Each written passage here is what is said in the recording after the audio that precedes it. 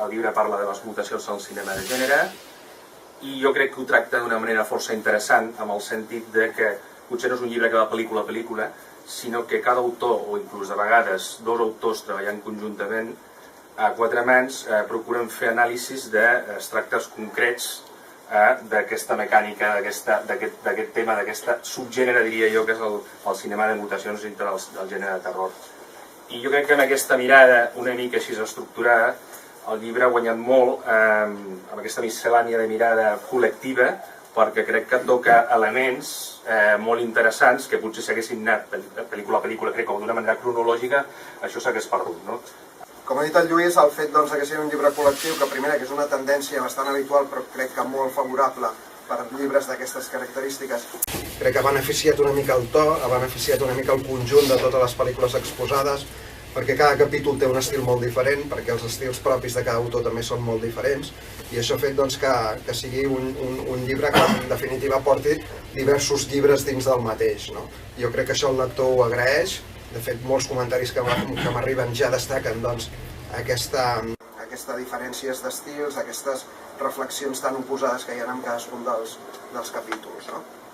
Sí, el meu capítol és el de la nova carn, que és una mica el que, a partir d'aquest homenatge a la mosca, ha fet que parli de tot aquest concepte, sobretot vinculat amb Cronenberg, que és l'ambaixador cinematogràfic per excel·lència de la nova carn. I aleshores allà es parla, en aquest capítol meu, de la primera etapa, bàsicament, de Cronenberg i de l'impacte de la mosca i del que suposa la influència d'aquesta pel·lícula pel cinema modern de gènere. La mutació és una alteració més o menys espontània, que aquí també pot començar-se a debatre. És una alteració més o menys espontània en l'estructura d'un organisme biològic. Això és la definició de la mutació. Llavors, en aquest apartat de més o menys espontània és on podríem fer una primera classificació entre les mutacions que són naturals, que formen part de l'evolució, i les mutacions que són provocades per la mà de l'ésser. Això per enquadrar una mica quin tipus de pel·lícules podríem encabir en aquest llibre i en aquest capítol. Però a l'hora de fer aquest llibre, el meu era mutants gegants, com un Godzilla, un Alien, podria algú que discreparà, o la mosca. La mosca és un mutant, per molt insignificant que sigui, realment és una cosa gran. Però jo he volgut fer una cosa que a nosaltres, quan dic nosaltres ens refereixo a tots vosaltres, no? Quan ens agrada veure les pel·lícules del cine, ens agrada veure les pel·lícules perquè és en pantalla gran. És la magnificència que té el cine veure en pantalla. I quan més gran millor, doncs millor. És quan es gaudeixen millor les pel·lícules. Per això la primera idea que em va venir al cap és fer el King Kong. El capítol en si mateix era mutacions atòmiques.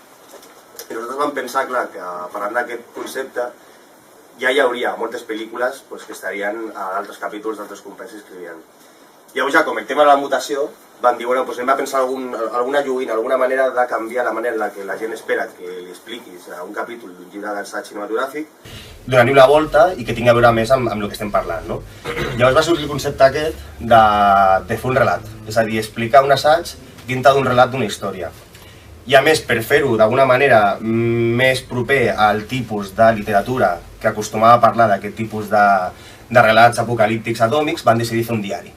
El procés que vam seguir una mica, clar, vam començar cada any de què parlem, de quines pel·lícules parlem, i ens hem trobat una mica amb la idea de que hi havia molta pel·lícula d'explotació dintre del tema aquest de les mutacions atòmiques, que individualment no era especialment interessant, perquè al final no eren grans pel·lícules ni moltes eren famoses, moltes després es podien incloure dintre d'altres llibres, com podia ser Godzilla o pel·lícules de zombis i tal.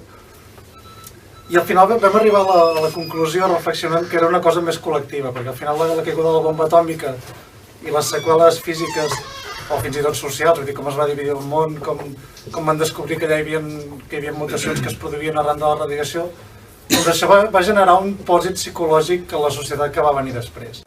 I tot això la forma d'expressar-ho ha estat a través de l'art, a través del cinema. I a nosaltres ens tocava el capítol dels zombis, de les sèries B i altres mutacions. I quina casualitat. Sí, no, el que dic és que sorprendrà molt perquè, clar, sèrie B, la gent entén que són pel·lícules de baix pressupost. I nosaltres hem atrevit perquè també vam voler buscar una manera de com enfoquem el capítol. I llavors, clar, apareix pel·lícules com Guerra Mundial Z. Clar, de sèrie B té poca cosa. Però jo no ho plantejava tant en aquest aspecte, sinó el que vam voler fer els dos era parlar si realment, com ha dit el Jordi, les mutacions poden ser reals o no, si han existit en algun moment, si han hagut casos.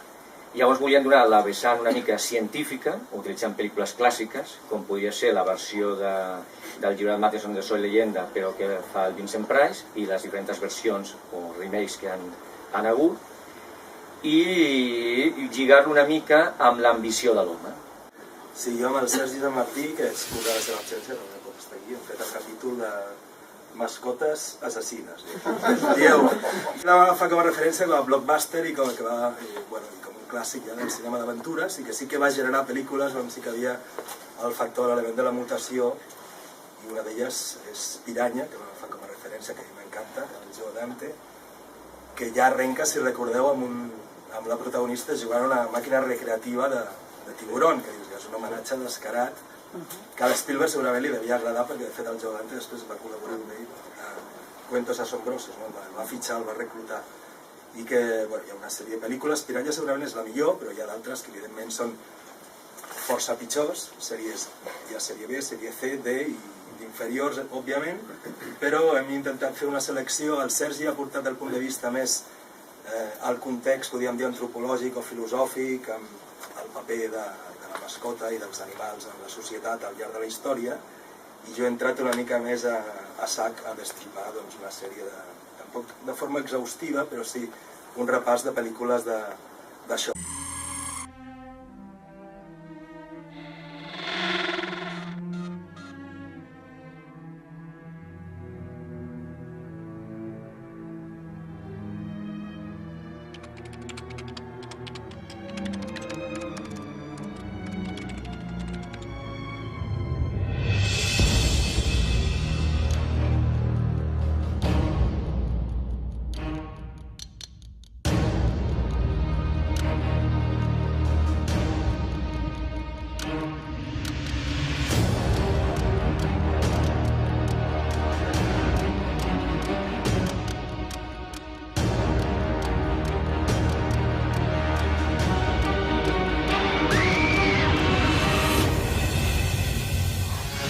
Be afraid.